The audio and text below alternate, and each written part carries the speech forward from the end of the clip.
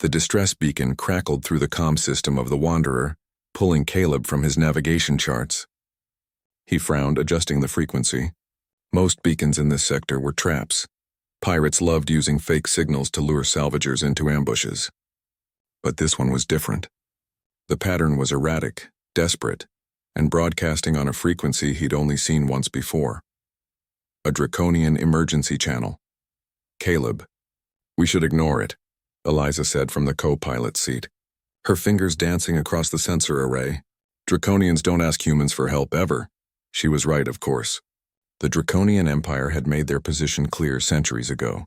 Humans were beneath their notice, barely worthy of acknowledgement in the galactic hierarchy.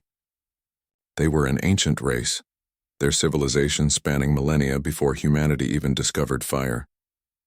Their ships were biological marvels grown rather than built, and their warriors were legendary across 1,000 worlds. But Caleb had never been good at following conventional wisdom. It's coming from that asteroid field, he said, adjusting their course. 5 minutes to check it out. If it's trouble, we jump out. Eliza sighed but didn't argue. She'd been his partner for 3 years now, ever since they'd both abandoned their military posts to become independent contractors. She knew his weaknesses, and his stubborn need to help those in distress was at the top of the list. The asteroid field loomed before them, a chaotic maze of tumbling rock and ice. Caleb guided the Wanderer through the debris with practiced ease, following the beacon's signal deeper into the field. What they found made both of them freeze. A draconian bioship lay broken against a massive asteroid, its organic hull torn open and leaking luminescent fluids into the void. The vessel was small, a scout class perhaps, or a courier. And crawling across its dying surface were two creatures that made Caleb's breath catch. Hatchlings. They were no larger than earth dogs, their scales shimmering with an iridescent quality that shifted between gold and deep crimson.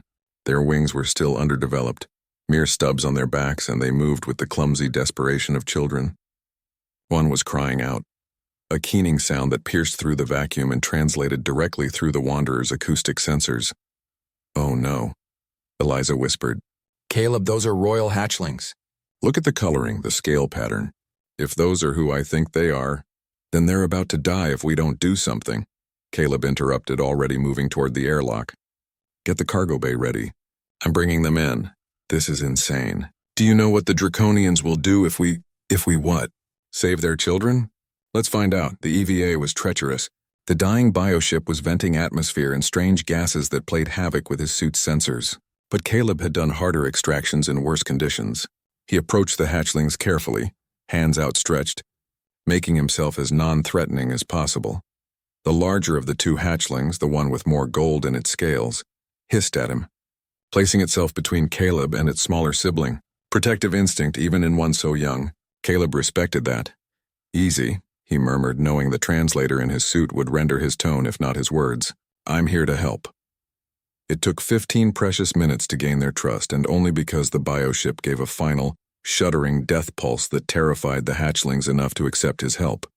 He gathered them both, careful of their fragile wings, and made his way back to the Wanderer.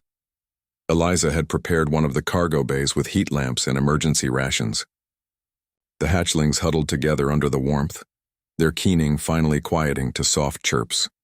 The smaller one, more crimson than gold, kept looking up at Caleb with eyes that held far too much intelligence for something so young. "Now what?" Eliza asked. "Now we find their people and return them." But finding the Draconians proved unnecessary. They found Caleb and Eliza instead. 3 days later, the Wanderer was surrounded by a fleet that made every military armada Caleb had ever seen look like children's toys. Draconian warships, each one a living marvel of bioengineering, formed a sphere around their tiny vessel. And approaching on a command frequency was a voice that made the comm system shake. "Human vessel. You carry the children of the Dragon King. Prepare to be boarded." Eliza's face went pale. "The Dragon King. Caleb, we've been flying around with the Dragon King's children for 3 days. The boarding was terrifying and magnificent in equal measure. Draconian warriors, each standing over 8 feet tall with scales like burnished armor and eyes like molten gold, swept through the Wanderer with military precision. But they didn't harm Caleb or Eliza. Instead, they stopped at the cargo bay, their fierce expressions softening as they saw the hatchlings safe and warm. Then came the Dragon King himself. He had to bend to fit through the airlock, his presence filling every space with an ancient, terrible power. His scales were platinum and scarlet, his wings even folded, spanning wider than the corridor. When he spoke, reality itself seemed to resonate with his voice. "You saved my children." Caleb found his voice, though it felt like speaking before a force of nature. They needed help. Anyone would have. No. The Dragon King's eyes fixed on him, and Caleb saw millennia of wisdom and pain reflected there. The 17 ships that passed them would not. The pirates who caused their ship to fail did not. You, a human, a species we have dismissed and ignored. You risked your life for hatchlings that were not your own. The Dragon King reached out with one massive claw and placed it gently on Caleb's shoulder. The Draconian Empire has been wrong about humanity. This I see now. You possess something we had forgotten in our age and power: compassion without calculation, bravery without expectation of reward. He straightened, his voice carrying a weight of authority that commanded galaxies. Let it be known across all worlds. Humanity has earned the respect of the Draconian Empire. Caleb, Eliza, you are named Dragon Friends, the first of your species to bear this honor. Our fleets are your shelter. Our worlds are your homes. And should you ever have need, you need only call. And the dragons will answer. Eliza grabbed Caleb's hand, squeezing hard enough to hurt. The smaller hatchling chirped and toddled over to Caleb, wrapping itself around his leg in what could only be described as a hug. The Dragon King's fearsome expression softened into something almost like a smile.